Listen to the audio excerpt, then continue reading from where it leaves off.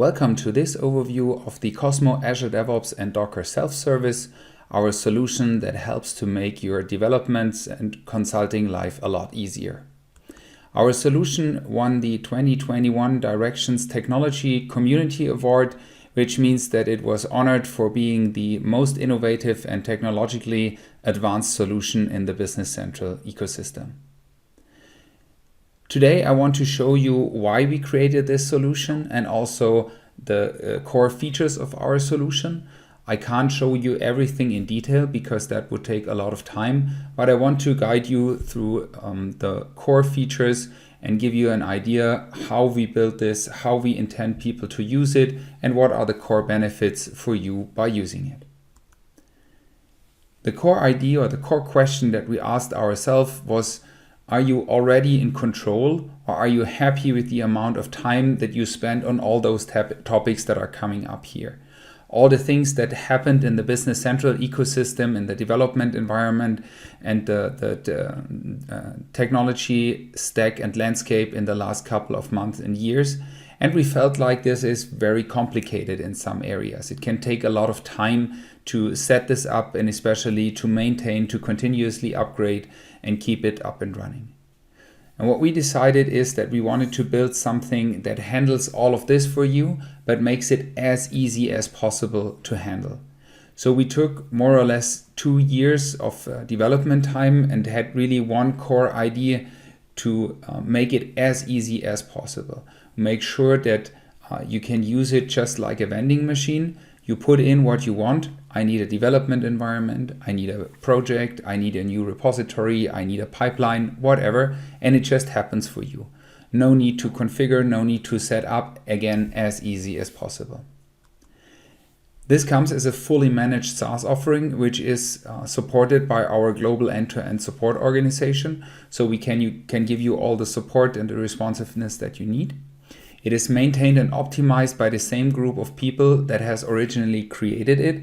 So we really have the experts on board that are able to continuously improve our solution, to adopt it to any changes that Microsoft might be making or anything else that is happening in the technology landscape that we need to adopt to. And it's managed and delivered by our Cloud and IT Services entity, which is our team that is also handling production Business Central environments or other technology environments. So they already are in place. They have a very good understanding of what it means to run a SaaS offering. This is currently already heavily used and production ready. So we're not starting this from scratch. By now, in November of 2021, this is daily used by more than 400 users inside and outside of Cosmo Consult. We have more than 400 permanently running development test and demo containers. That means that really a lot of people are using our backends, are using our environments.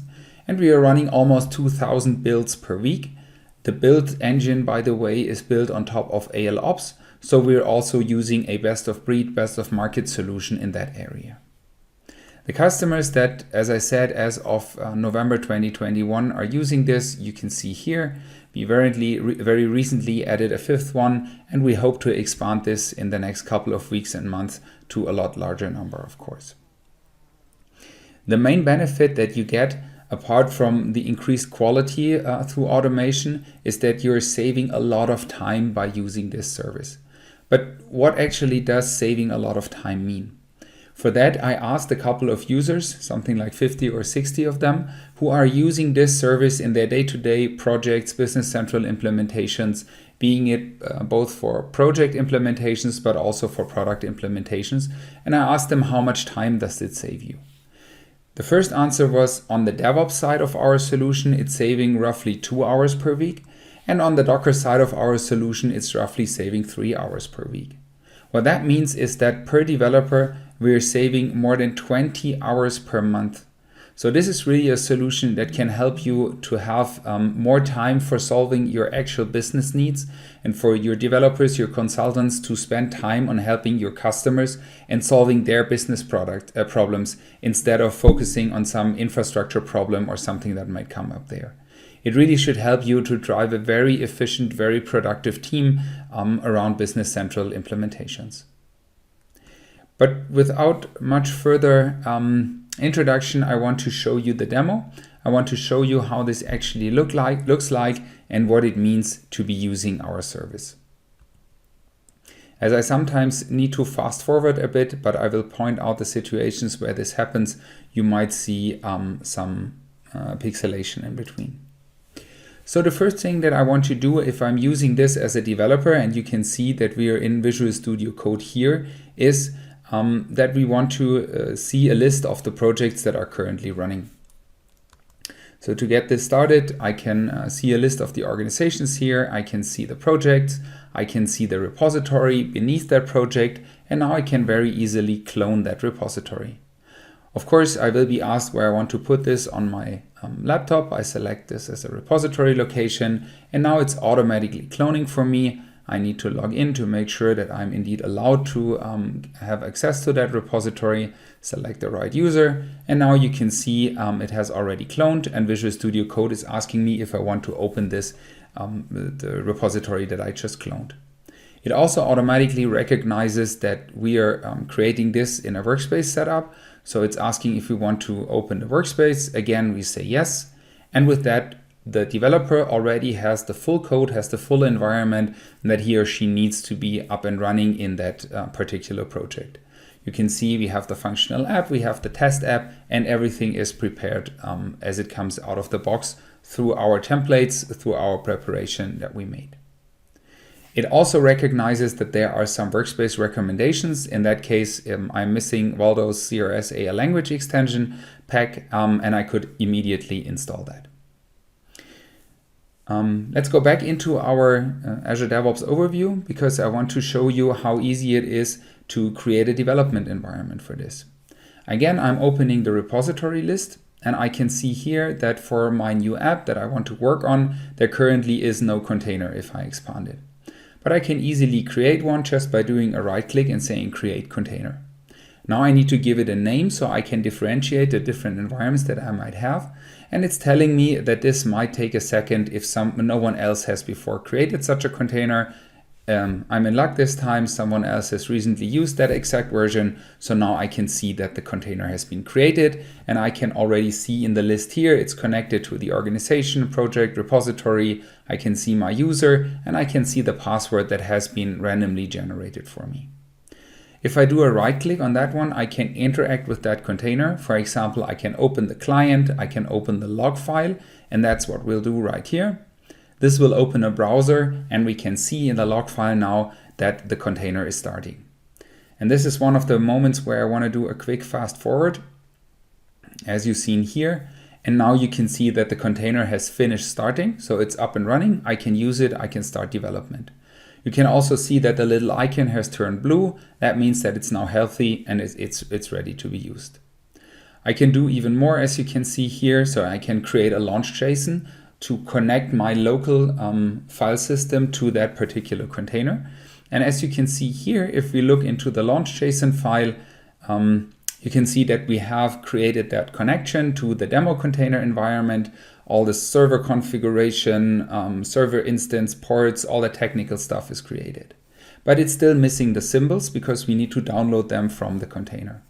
Again, I can very easily copy my password here because I will need that in a second. And if I click on download symbols, I will be asked for my username, which is my standard username. So I'll just use that. I'll paste in the password. And now it's connecting to that container that we just now created, and it's downloading the symbols so I can get started with development. If we go back into the files, you can see here in the AL packages folder that it has now downloaded all the symbols. The last one just appeared, and now I can get started with development as a developer. If we go back in here and take a look at the work items, because now I want to do something specific and my work is maybe also handled in Azure DevOps, I can see a specific work item, a specific task that is assigned to me. I need to create some amazing new feature. And again, to make it very easy, I can do a right click and say work on this. This will automatically create a branch because that is what I typically do. I select the repository, I select the base branch that I want to use, and I enter the name of the new branch that I want to use for my development. Creating a new feature, so I call that branch my new feature. It says it has started to create the branch and created the branch, And if we now go back into that list here and expand it, you can see that the new branch has appeared here. If I now want to open that one in a browser, as you can see here, we can see that it has also appeared in Azure DevOps. So we have the branch right here. And if we take a look at the work item, you will also see that we have automatically linked those two together. So here is my work item that describes the thing that I need to do, and we have immediately linked it to that branch, so I know that development is happening in that branch for that particular feature. This is something that I could, of course, do manually. All of that I could do manually. But again, we try to make it as easy, as quick, as efficient as possible, so we integrated those little features in here. Something very similar, I can create a pull request. I can, of course, also do that from a browser, but I can easily create it from here. And if I have a specific container configuration that I need, I can also do that directly from the branch.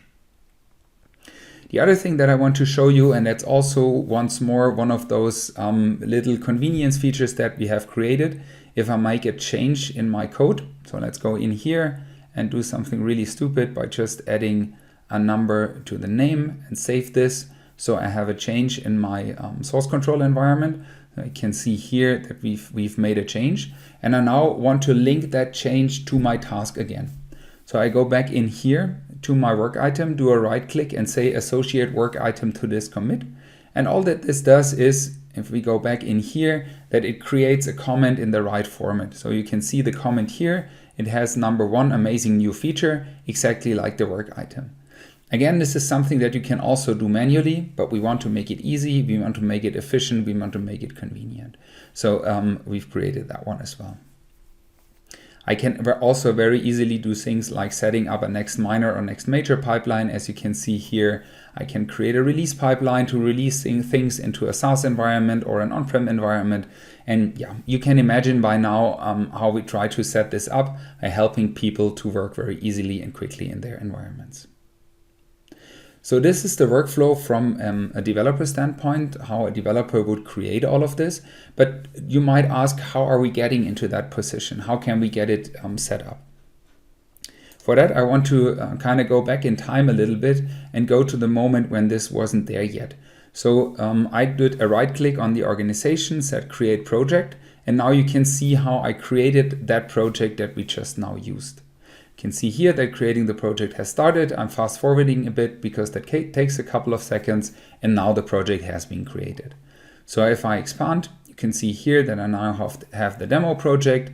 That one already comes pre-populated with the DevOps templates, but it doesn't have a pipeline yet, and it also only has an empty feed.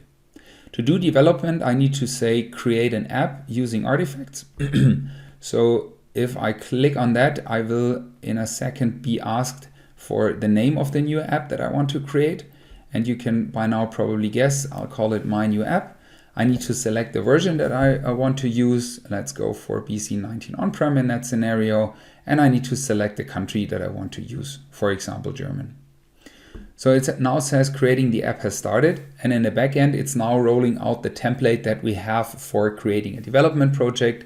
It's creating a pipeline, as you can see here. So we now have the repository, we have the pipeline that has been created, and you can even see that the pipeline is running for the first time. So let's take a look at what is actually happening. So we'll open the pipeline in the browser. And if we take a look here, you can see that a typical build pipeline, again powered by ALOps, has been created. And the agent has been started, and the build and test will start in a second. As you can now see, the build and test has started. I'll fast forward again, and now the pipeline has run, it has finished. In that scenario, it has a warning, and maybe surprisingly, it has taken more than a quarter of an hour. Well, let's take a look why it has taken so long, and we can see here that the step that took the majority of the runtime was creating the Docker image. I wanted to show you this specifically because it shows you that you don't need to pre-create images or predefine which versions you want to use, but instead, if an image is not already there, it can automatically be generated for you on the fly. So you don't need to worry about a specific version, a specific language localization, whatever not being available for you, because we are able to automatically and on the fly create those images when they are needed. So if you go to a new version, if Microsoft creates a new update, or if you want to enter a new localization or whatever, this can be handled automatically for you. We also are automatically including a test. This one is more or less a dummy test, but it has again everything in place. No need for a developer to set up the plumbing. Instead, they can immediately start with creating the test automations as well. If we do a quick reload here, we can now see that the pipeline has completed because it had a warning. It's only partially succeeded, but of course it could also be successful. And we can also see in the artifacts here that we have automatically created a new version of our app and pushed it into the artifact feed, so we can reference it from somewhere else. We can publish it in the app source. We can publish it in the different environments. And you can also see that we are pre-creating a user acceptance test, a quality assurance, and a production state. So you can set up this as well. You can also change those stages, of course, but this is just the default that we use. So as you've seen, it's again very quick, very easy, very efficient to set up that environment, and it's pre-created with everything that you need. I didn't show you things like the security settings, the requirements to work with pull requests, and so on, but you can imagine the things that you do to make sure that an Azure DevOps environment works exactly as you need it for Business Central. This is all handled automatically behind the scenes for you. It typically took a couple of hours, maybe even a couple of days to set up all this to make sure it works. And now it's just a matter of clicks and it all happens automatically behind the scenes. So this is more or less the story from a developer standpoint. But what if I'm a consultant? I'm not using Visual Studio Code. I don't want to use this technology development environment. I want something that's more easy, that's more efficient for me to use. For that, we also have a Power App, and you can see that here. This is our Power App that comes with a solution, and we can say here that we want to, for example, test a pull request. So a developer has created something for me, and I need to test this exact version of the code. Again, I'm selecting the project, I'm selecting the repository, and I can see here that a pull request is waiting that's assigned to me, and I want to test it. So I select it. And now it offers me to create a container with exactly that specification. It has my app in the version 18.0 that we just created, and it allows me to select a different license if maybe I want to test with a customer license, and then I can say create container. And this would create the container for me, automatically publish the code that the developer has created. I get access information and I can use it here.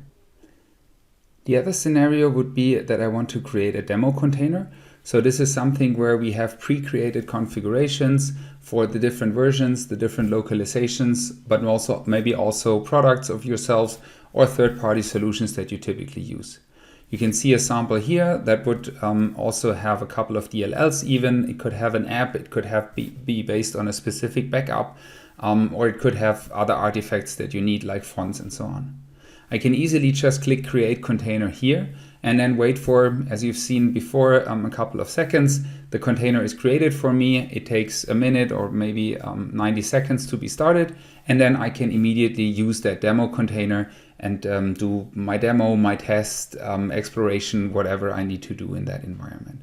This allows me to flexibly deliver specific configurations, all the different versions, the different combinations that you might have for your consulting workforce, so they have a very easy way to connect or to play with your own solutions, with the typical third-party solutions you might have in the different versions, to get used to roll out new releases or to just understand how things work.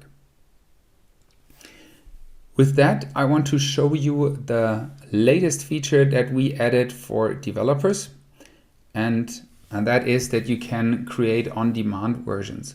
So now we also have an additional feature here that allows me to create a new container on demand. Let's give it a name. This would be a demo standalone container. Again, I need to select the version. Let's say I want to use the SaaS version. I select the localization and also the license implicitly. I can define if I want to use a premium version or not. I can add a specific version, and I can also use next major, next minor. And with that container is created for me, as you can see here. and it takes a couple of seconds, and then it automatically has started. So again, this allows me, and you can see that there's now no connection to a repository, to a project, to an organization. This is really just standalone, on demand. I want to use a specific version, let's go. So this is kind of similar to the predefined configurations because it's not connected to a project, but it gives me all the flexibility that I might need if I ad hoc need just some specific version, some specific configuration. I don't want to set up a configuration file or anything, but instead I want to just get up and running as easy and quickly as possible. We also plan to make this available for consultants, so this will end up sooner or later in our Power App as well, but right now I can only show it to you in the Visual Studio Code extension. So the question that you maybe are asking yourself, and with that I go back to the slides, is how do I set all this up, the different versions, the different configurations, and this is actually what such a configuration file looks like. It has things like the amount of memory that every container gets. It has the license file. In that scenario, it would be a secret, but it also could be a literal file path. I add artifacts. For example, that could be dependency apps in a zip file. It could also be a database backup file, as you can see here, if you want to use that when the container starts. Then I can also get artifacts from Azure DevOps. So if you're creating your own assets, your own products even, and you have them in Azure DevOps, you can easily reference that to put them into your containers as well. And then I need to make a configuration for the version that the container should have. So in that scenario, I would be using a 16.4 on-prem container for Austria. And as you can also see, the artifacts and the DevOps artifacts are here as well. What that means is that I can have version-specific artifacts, version-specific dependencies as well. One last comment, something that we very recently also added is the functionality to not only add a bug file, but also add a SaaS database backup. So as you probably know, if you have customers that are running in Business Central Online, you can download a backup from that version. And what we allow is that you can convert that backup file into a bug file, also through our service, very easily possible. And then you can reference it here, as you can see. So that allows you to have maybe some data constellation that you need, or just data that you need to be able to create a new feature, put it into a container, put it into a development environment, and work with that as well. If you try to do this yourself, again, this is absolutely possible. Microsoft has done a good job in documenting how that works, but it's a couple of scripts, it's a couple of things that you need to run in the right order with the right setup. And once more, we want to make it as easy as possible. So we just put it in here in the configuration file, and the rest of the magic happens behind the scenes. Okay, that's it. What I wanted to show you as an overview of our service. If you are interested in trying this, if you're interested in learning more details, how it works or how you can use it, how much it costs, how all of that is handled, please feel very free to get in touch with me or with my Cosmo colleague, with my Cosmo Consult colleagues, who are, of course, very happy to help you with that, to give you all the information that you might need. Thanks a lot for watching.